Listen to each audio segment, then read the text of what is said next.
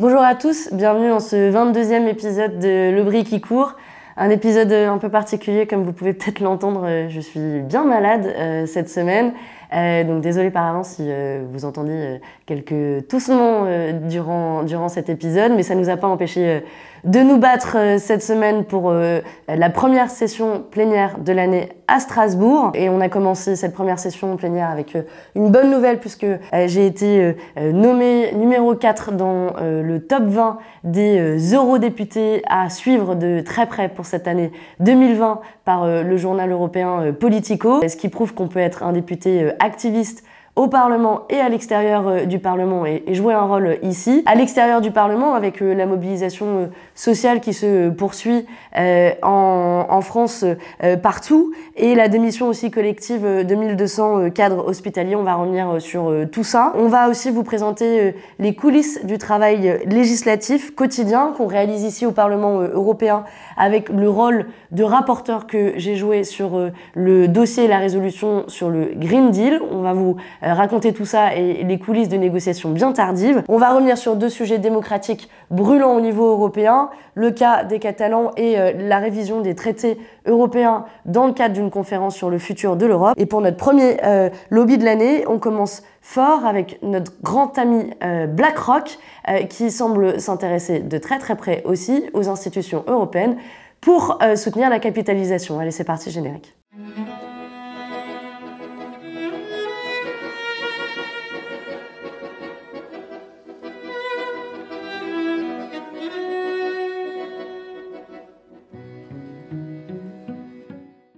J'ai commencé cette nouvelle semaine de mobilisation sociale sur un piquet de grève, celui de Pantin, et on a voulu y aller avec une délégation d'élus femmes.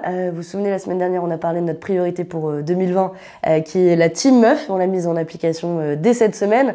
On a rencontré sur ce piquet beaucoup de femmes qui jouent un rôle déterminant dans cette mobilisation sociale sur le terrain.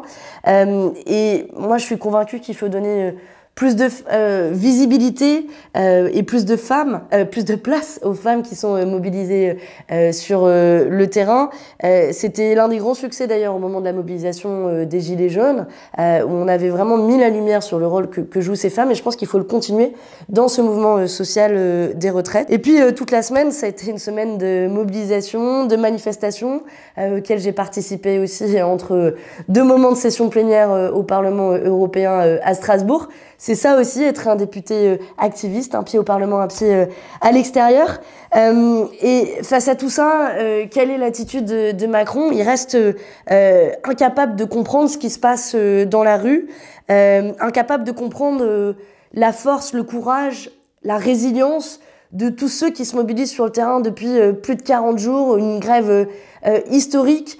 Et les gens sur le terrain me disaient, mais vous savez, nous, on n'a pas envie de faire l'histoire, c'est pas ça qu'on a envie de faire, on a juste envie de gagner et on est fatigué, on est ruiné, mais maintenant on restera là jusqu'au retrait. Donc si vous le pouvez, n'hésitez pas à soutenir financièrement tous ceux qui luttent sur le terrain. On va vous remettre des liens vers des caisses de grève, en particulier ceux que j'ai rencontrés à Pantin cette semaine. D'un point de vue de réponse politique, là aussi, Macron il continue à fanfaronner, mais personne n'est dupe sur son tour de passe-passe, à la fois sur le fait qu'il a annoncé que le simulateur individuel sera disponible que 6 mois après la loi, ça se voit un petit peu qu'on se moque de nous, et puis son tour de passe-passe aussi sur l'âge pivot, où là il faut bien comprendre, en fait il y a deux étapes. Il y a la partie de la réforme structurelle avec la mise en place d'un âge d'équilibre, ça ne change pas, et donc concrètement tout le monde sera concerné par l'augmentation du temps de travail, et puis la volonté de faire des économies sur le court terme. Non seulement il reste sourd, mais il fait même des leçons de morale, Macron, en disant et en rabâchant que c'est qu'une question de compréhension. Il a dit cette semaine. Il y a toujours eu des grèves, il y en aura toujours sur ces sujets-là. Ce qui est important, si vous voulez que les Français comprennent, il faut pouvoir leur expliquer. Donc il faut que chacun explique, pose des questions et qu'on explique qu'est-ce que c'est le système aujourd'hui, qu'est-ce que c'est le système de demain et comment on y passe. Voilà, comme on est en train de le faire là, calmement. Quand on explique et qu'on écoute, généralement, on arrive à comprendre. Quand on explique et écoute, on finit par comprendre. Clairement, il nous prend là pour des imbéciles, même pour des cons, j'ai envie de dire. Sauf que en pratique, son pari échoue et que le mouvement s'élargit encore avec tous les barreaux d'avocats qui étaient en grève cette semaine, avec les ports et au-delà de ce ras-le-bol sur la réforme des retraites, on a vu aussi cette semaine la démission très forte, très symbolique de 1200 médecins, cadres hospitaliers, et c'est sans précédent, c'est toute la chaîne des hôpitaux qui crie de douleur contre les réformes d'austérité, qui est à bout, qui est mobilisée depuis un an. Et là aussi, le gouvernement Emmanuel Macron, comme pour les retraites, répond la même chose, rentrez chez vous et arrêtez de vous plaindre. Mais je crois que cette accumulation de colère ne pourra pas retomber. Notre rôle est d'aider et d'être au service de ceux qui se mobilisent. C'est pour ça que aussi on vous propose de faire de la pédagogie, de rencontrer des gens, d'expliquer cette réforme des retraites, mais aussi d'échanger. Et donc, si vous le souhaitez, n'hésitez pas à nous solliciter, nous parlementaires, pour venir faire des réunions publiques dans tous les coins de France, parce que faire vivre le débat démocratique, c'est aussi de ça dont a peur le gouvernement. On va vous mettre le lien en dessous pour demander des réunions publiques. N'hésitez pas à nous solliciter aussi directement, et puis on continuera à se battre jusqu'au retrait. Vous savez, on vous a beaucoup parlé dans les derniers épisodes de l'AQC du Green Deal, ce fameux grand plan d'investissement vert que l'on veut, nous, social et écologique. C'est pour ça qu'on parle de Green New Deal. L'objectif, c'est de transformer l'ensemble de la société sur les questions écologiques, mais aussi industrielles, économiques, financières, pour solder le défi climatique. Et la Commission européenne a présenté sa position dans les dernières semaines, et le Parlement européen était amené cette semaine à définir sa position sur ce dossier qui va être central et majeur dans les affaires européennes pour les années à venir. J'ai eu la chance pour notre groupe d'être rapporteur sur ce dossier, et on s'est dit qu'on allait vous emmener un petit peu dans les coulisses des négociations pour que vous voyez concrètement comment ça se passe de négocier avec les autres groupes sur ce dossier qui est si important pour nous. Allez, c'est parti.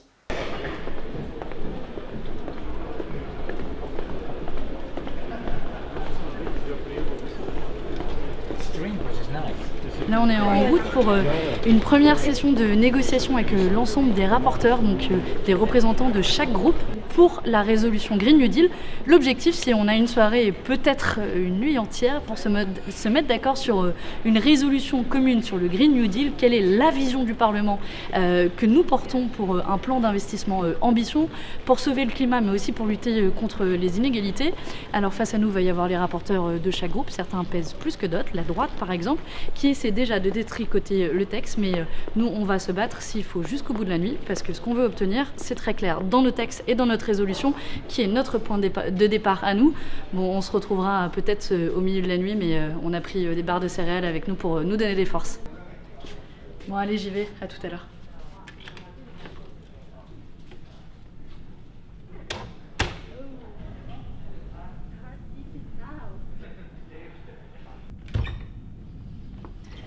Alors, il est 21h, ça fait 3 heures qu'on négocie dans cette salle. On a couvert à peu près 1/5 de la résolution sur le Green Deal, donc on est probablement parti pour une grande partie de la nuit. Et pour le moment, chacun campe sur ses positions. La droite nous dit à quel point le marché va nous permettre de sauver le climat et nous mettre le marché à toutes les sauces. Et puis, ils veulent aussi faire des études d'impact à peu près surtout pour empêcher de mener des actions contre le changement climatique. Je me demande si d'ailleurs, ils ne sont pas payés pour à chaque fois où ils arrivent à ajouter ce terme. Et nous, on va continuer à se battre jusqu'au bout de la nuit s'il le faut.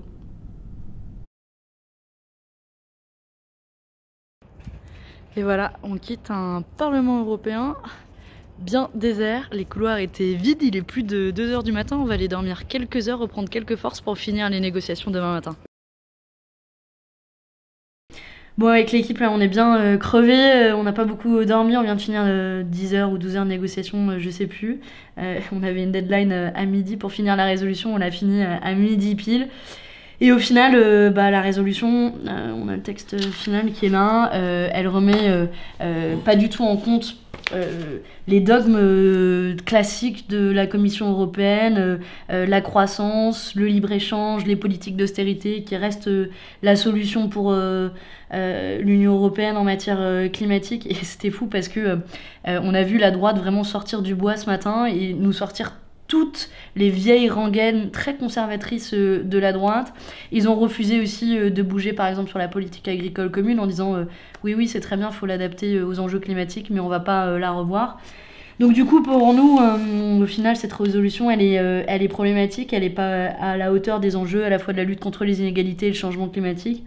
Donc on a pris la difficile résolution de ne pas la signer. Et donc là, on a plus qu'une vingtaine de minutes pour travailler et finaliser nos amendements sur la base du travail initial qu'on a fait et de toutes les propositions qu'on a portées pendant toute la nuit. Donc la bataille n'est pas terminée, elle va se jouer demain dans l'hémicycle avec nos amendements pour réintroduire tout ce qui fait pour nous notre vision du Green New Deal, un grand plan d'investissement qui permet de réduire les inégalités, qui ne fait pas payer le prix aux plus pauvres, qui questionne le libre-échange, le tout marché. Voilà, en gros, c'est les axes principaux des amendements qu'on va déposer. Il va y en avoir au moins une vingtaine.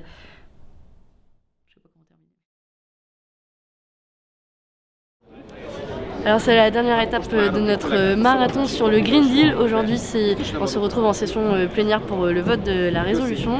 Je crois que ces jours de négociation ont bien pesé parce que je suis bien fatiguée et malade. Mais c'est une étape importante pour le vote de la résolution. Nous, on a déposé des amendements clés sur la politique agricole commune, sur les moyens financiers pour investir pour le Green Deal contre les politiques d'austérité, contre le marché de l'énergie. Et en fonction du résultat du vote sur ces amendements clés. S'il passe, alors on votera pour la résolution. Sinon, on s'abstiendra pour noter un point d'équilibre entre les avancées et les reculs de ce texte. Voilà, on se retrouve juste après la séance plénière pour se débriefer tout ça.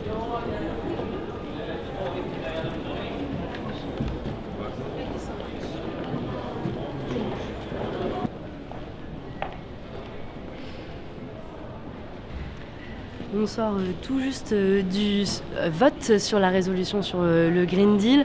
Malheureusement, plusieurs des amendements que nous avons déposés et qui étaient clés pour nous, qui conditionnaient notre soutien à cette résolution, ne sont pas passés. On avait parmi ces amendements la révision complète de la politique agricole commune, la remise en question des politiques d'austérité, la protection de l'énergie comme un droit et donc contre la libéralisation du marché de l'énergie, la remise en question aussi des traités de libre-échange. Voilà ce qui fondait pour nous l'essence de ce pourquoi nous avions une résolution sur le Green Deal. Malheureusement, ils ne sont pas passés. On a obtenu en même temps quelques avancées tout de même dans ce texte. Par exemple, le fait que la rénovation des bâtiments ne doit pas porter sur les ménages les plus pauvres. On a un autre amendement quand même qui est passé aussi aujourd'hui sur qui vise à favoriser les circuits courts de production. Et un dernier qui tient compte de l'impact des technologies sur le climat. Mais au final, notre avis reste très mitigé sur cette résolution qui ne remet pas en cause les vieux dogmes de la Commission européenne, le tout marché, l'austérité, le libre-échange, qui restent les formules. Finalement, il faut que tout change pour que rien ne change. Et on voit bien là en pratique que leur objectif est de sauver le climat avec les mêmes recettes que dans le passé, dont on sait qu'elles n'ont pas marché. Alors nous, on va continuer à se battre pour un véritable Green Deal social et écologique. C'est le sens de la résolution initiale que nous avions déposée au nom de notre groupe et qui pose un vrai projet ambitieux pour s'attaquer à la fois à la crise des inégalités et du changement climatique. Donc on s'est abstenu sur cette résolution pour toutes ces raisons-là, notamment nos réserves sur la politique et la vision économique austéritaire de cette résolution, mais on va continuer à se battre parce que des dossiers sur le Green Deal, il va y en avoir beaucoup dans les prochains mois et les prochaines années. Depuis plusieurs mois, on a eu l'occasion de vous en parler déjà, on se bat pour que le Parlement européen reconnaisse le mandat et l'immunité des 3 élus catalans qui ont été démocratiquement élus et qui sont empêchés de siéger à l'heure actuelle par l'Espagne. Ça concerne Charles Puigdemont et Toni Comín qui sont exilés en Belgique, mais aussi Oriol Junqueras qui est actuellement en prison en Espagne. Et la bonne nouvelle, c'est qu'il y a 2 semaines, le président du Parlement européen a été obligé de reconnaître leur mandat et donc de les autoriser à siéger ici au Parlement européen. Et ça fait suite à une décision de la Cour de justice de l'Union européenne qui reconnaît le mandat et l'immunité des 3 élus catalans. Mais la mauvaise nouvelle, c'est que ce même président du Parlement européen a annoncé cette semaine, lundi, que finalement, Oriol Junqueras, qui est donc en prison en Espagne, a été déchu de son mandat à la suite d'une décision de la Cour espagnole. Et c'est là toute la difficulté de cette affaire, parce que depuis le début, les Espagnols mettent la pression de manière publique comme privée sur tous les dirigeants européens pour empêcher les élus catalans de venir siéger au Parlement européen. Et donc que le président du Parlement européen ait siégé et cédé est un acte lâche et très grave. D'abord parce que ça remet en cause l'état de droit et la démocratie dans l'Union européenne, mais aussi parce que c'est la porte ouverte à un État membre de l'Union européenne à ne pas reconnaître le mandat de ceux qui ont été élus démocratiquement. Alors l'affaire va se poursuivre, notamment au sein de la commission des affaires juridiques dans laquelle je suis, donc on ne manquera pas de vous tenir au courant. Deuxième sujet important de cette session plénière, c'est la conférence sur le futur de l'Europe qui est annoncée par le Parlement européen. Alors dit comme ça paraît grandiloquent et même ça fait joli de s'interroger sur le futur de l'Europe. Leur projet, c'est de travailler pendant 2 ans pour tenter de faire évoluer l'Union européenne et de la rapprocher des citoyens. Comme ça, l'intention paraît bonne, mais il faut pas être naïf sur ce qu'ils nous proposent en réalité, à la fois sur la méthode et sur les objectifs. Moi, je suis intervenue cette semaine en session plénière. Vous pouvez retrouver mon intervention qui doit s'afficher quelque part par là pour dire que concrètement, on peut pas se contenter d'un coup de pinceau sur les institutions européennes et sur un édifice qui est en train de s'écrouler et dont il faut revoir les fondations même. Et pour nous, il y a 2 problèmes principaux. D'abord, parce que la réforme des traités européens, dont on vous a beaucoup parlé pendant la campagne, n'est pas l'objectif principal de cette conférence. Et ensuite, parce qu'il n'y a pas de garantie démocratique suffisante. Ils nous proposent de tirer au sort quelques citoyens, de les consulter comme ça, mais il n'y a pas de véritable participation, ni de validation de cette procédure par référendum. Au final, on a un peu le sentiment que ça ressemble à la Convention pour l'avenir de l'Europe qui s'était déroulée dans les années 2000 et qui avait débouché tristement sur le traité de Lisbonne, qui est antidémocratique. Et nous, on continuera à porter une profonde réforme des institutions européennes. Maman, on a encore du BlackRock. Bah, BlackRock, décidément, ils se donnent beaucoup de mal pour gagner notre concours des lobbies. Hein. Allez, c'est parti, générique, coin des lobbies.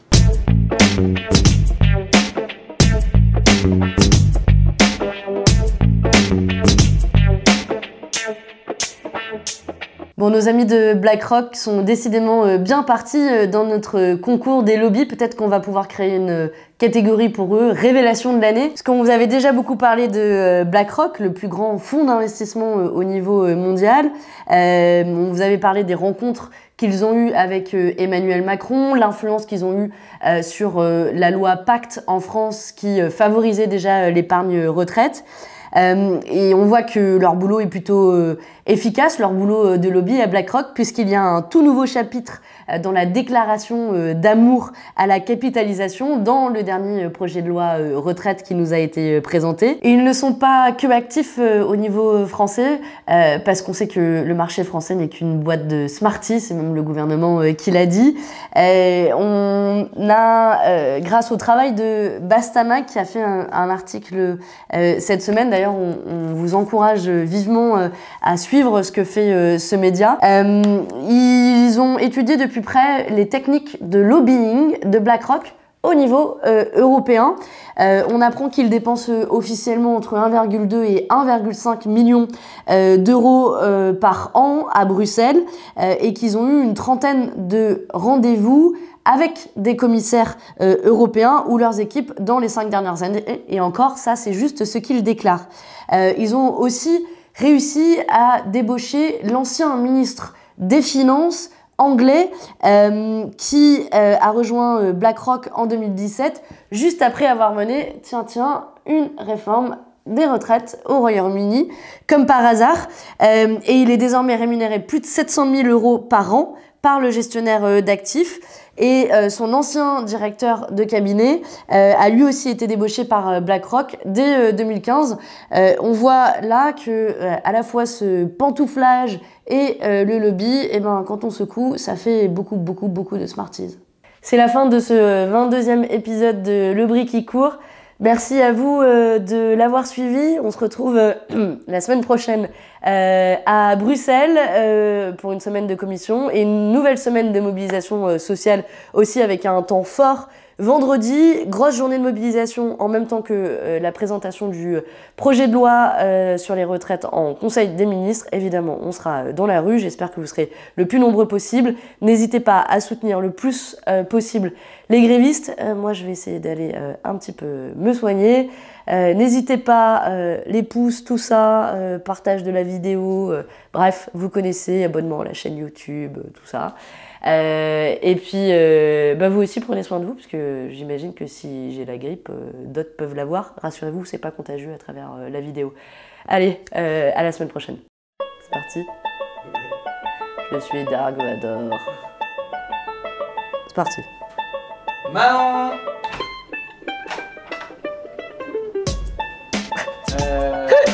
Je savais pas quoi dire. Oui. Non, t'es pas obligé de dire quelque chose. Ouais, juste j'arrive. Ok, on va la refaire.